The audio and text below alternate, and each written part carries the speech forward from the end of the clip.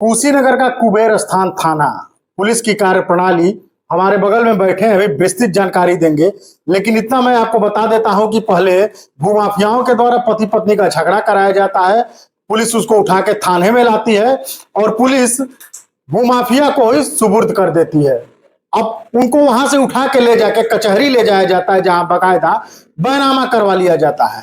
Property का मामला था, पति पत्नी के झगड़े को किस तरह से भूमाफियाओं ने पुलिस के सहयोग से आगे बढ़ाया, क्या घटना हुई थी, क्या विवरण है पूरा। 2022 में सन 2022 में पति पत्नी का झगड़ा करवा करके नोटेरियस लोगों के द्वारा, और पत्नी से अभी विवाद चल रहा है शादी के टाइम से ही, उससे विवाद करवा के उसको थाने पे बुला करके, थाने पे बुलाने के बाद से माँ सपुर्दगी मांगती रही कि वो बोले, एसओ साहब बोले छोड़ देंगे, नहीं छोड़ा। 7:30 बजे माँ को कहते हैं कि भाई रात हो गया, अब नहीं देंगे आपको। और ठीक 7:30 बजे के बाद 9 बजे रात्रि में वो जो माफिया डॉन है फतेह बहादुर पुत्र अब्दुल लतीफ, उनके गुर्गों को 9 बजे रात्रि में संजीव कुमार गुप्ता के हाथों से 8 लोग जो है सुपुर्दगी लेकर के चले जाते हैं। भूमाफियाओं को ही सुपुर्दगी दे दी जाती है। भूमाफिया कोई ब्लड का रिलेशन था क्या? नहीं, चूंकि पीड़िता और जो गायब है लड़का, उसका कोई ब्लड रिलेशन नहीं था, केवल गांव का, वो भी 24 साल के लड़के को सुपुर्दगी दे देती है पुलिस। उसके बाद वहां से कहाँ लोग के ले जाते हैं लोग? उसके बाद से ये लोग ले जा करके उस लड़के का अपहरण करके और 30 तारीख को ले जाते हैं और 31 तारीख को मुख्तार आमखास यानी पावर ऑफ अटॉर्नी करवा लेते हैं। पावर ऑफ अटॉर्नी करवाने के बाद से ये लोग क्या करते हैं कि उसको जमीन को वो भूमाफिया बेच भी देता है। और इस लड़के को मारपीट करके 3 दिन बाद जब माँ जाती है कि भाई मेरा बच्चा घर पे नहीं पहुंचा, तो 3 दिन बाद पुलिस के कहने पर फिर छोड़ते हैं, फिर पुलिस उठाती है। अब की माँ को सुपुर्दगी देती है, एक ही टाइम में 2-2 बार सुपुर्दगी देना, ये कहाँ का इंसाफ है, आपके सामने है। क्या जब पुलिस उनको उठाती है तो वो भूमाफियाओं के चंगुल में ही रहते हैं या कहीं और से उठाती है? पुलिस ने भूमाफियाओं को जिनको सुपुर्दगी दिया था संजीव कुमार गुप्ता को, उसको फोन करके बोलते हैं, तो जो वो संजीव कुमार गुप्ता कहता है ठीक है सर, उनके घर पे पहुंचा दे रहा हूं मैं। उनके घर पे जब पहुंचता है तो उनके घर से फिर पुलिस उठा करके ले जाती है थाने पे, और अपने आप को सेव करने के लिए उस महतारी को, विधवा महतारी को सुपुर्दगी देती है। क्या इस मामले में आप लोगों ने उच्च अधिकारियों से मिला, कहीं कोई शिकायत की? इस मामले में लगातार उसके बाद से घटना वहीं पे नहीं रुकती। 2022 के बाद से पुनः 2024 में जब कैंसिलेशन ये लोग डर के मारे करवा लेते हैं और उसमें मालिकान पे दर्ज करवाते हैं, इंतखाब पे डर के मारे नहीं दर्ज करवाते ताकि फिर दोबारा ना फतेह बहादुर अपहरण कर ले, तो उसके बाद से फिर लगातार जो है 3 जून को फिर ये लड़का गायब हो जाता है। और 3 जून के बाद से इस लड़के को उठा के ले आते हैं। माँ और पीड़िता सभी ये कहते रहे, उसके घर वाले, परिवार वाले कहते रहे कि हमारे बच्चे का अपहरण हुआ है, परंतु ये अपहरण नहीं का मुकदमा ना दर्ज करके पुलिस जो है गुमशुदगी दर्ज कर देती है। और गुमशुदगी दर्ज करने के बाद से पुलिस बकायदा जो है गुमशुदगी खुलती रहती है 3 महीने तक।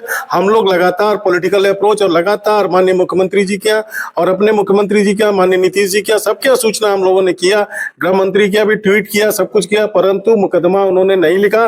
थक हार करके पीड़िता को कोर्ट में जाना पड़ा। कोर्ट ने गंभीर धाराओं में माना कि केस जो है संज्ञान में लेते हुए और इस गंभीर धाराओं मुकदमा दर्ज करने के लिए आदेश किया। आदेश होने के बाद आज तक पीड़िता को कोई न्याय नहीं मिला, न लड़का मिला, और न ही मुलजिमानों को बुला करके उनसे पूछताछ भी नहीं कर रही है पुलिस।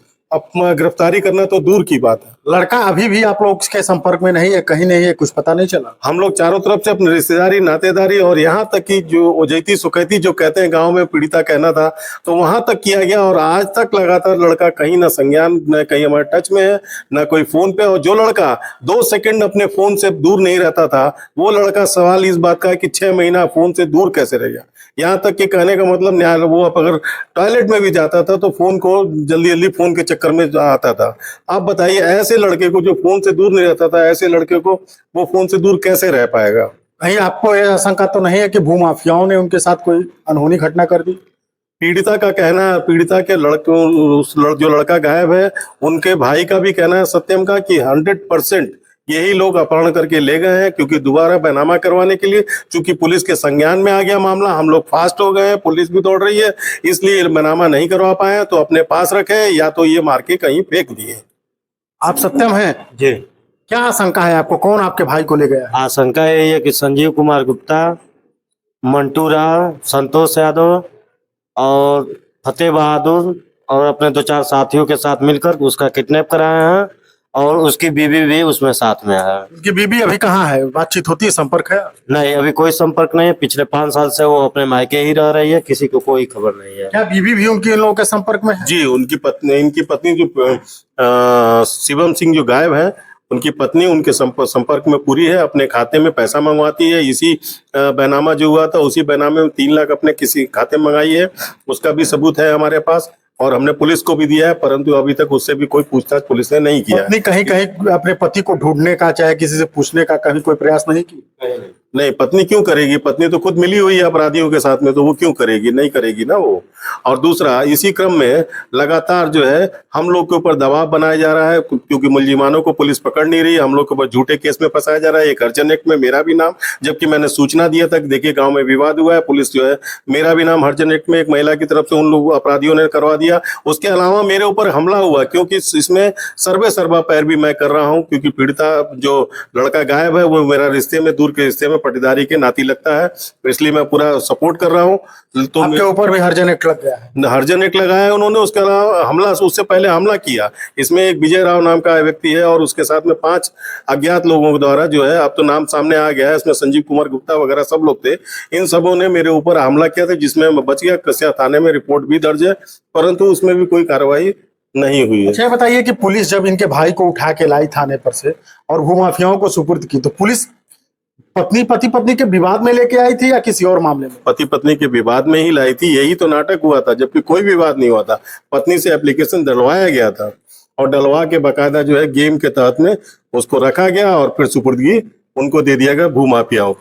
ये कुशीनगर के कुबेरस्थान थाने का मामला है। भूमाफियाओं के द्वारा पति में विवाद कराया जाता है, पत्नी से एप्लीकेशन डलवाया जाता है, पति को थाने पुलिस लेके आती है और भूमाफियाओं को सुपुर्द कर देती है।